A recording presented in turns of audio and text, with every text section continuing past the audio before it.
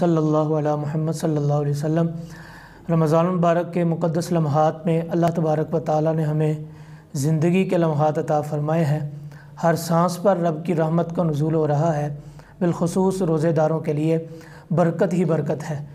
انہی ایام کے اندر ایک دن آتا ہے جمعۃ المبارک کا، جس دن میں ہر گھڑی میں رحمت ہی رحمت، فضل ہی فضل، ہر گھڑی کے اندر 10 لاکھ گناہ گاروں کی بخشش، اور افطار کے وقت سب کو ضرب کر کے اللہ تبارک و تعالی سب کے برابر گناہ گاروں کی بخشش فرماتا ہے۔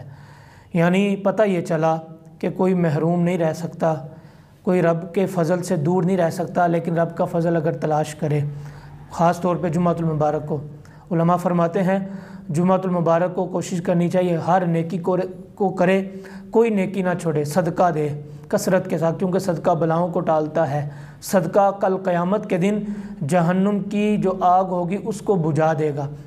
اور اس کے ساتھ ساتھ بالخصوص نبی مکرم صلی اللہ تعالی علیہ وسلم کی ذات پر درود پاک پڑھا جائے، کیونکہ نبی مکرم صلی اللہ علیہ وسلم کا فرمان ہے، درود پاک جو بھی پڑھتا ہے میں سنتا ہوں، لیکن جمعۃ المبارک کو جو درود ہوتا ہے، جو محبت سے میرا نام لیتا ہے، اس کا درود میں خود سنتا ہوں، اور رب کی رحمت اس پر نازل ہوتی ہے۔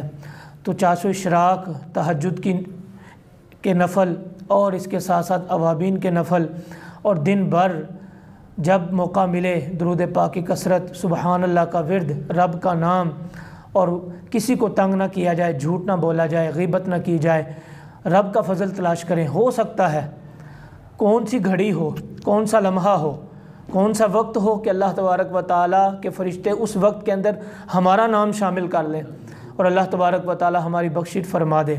تو جمعۃ المبارک کو پرسکون طریقے سے گزاریں، جمعۃ المبارک کو پر نور طریقے سے گزاریں، جمعۃ المبارک کو اللہ تبارک و تعالیٰ کو راضی کر کے گزاریں۔ انشاءاللہ تبارک اللہ فضل ہی فضل فرمائے گا۔ اللہ پاک رمضان المبارک کی بابرکت ساعتوں میں ہمارے والدین کی بخشش اور مغفرت عطا فرمائے۔ آمین بجاہ النبی الکریم الامین صلی اللہ علیہ رسول اللہ۔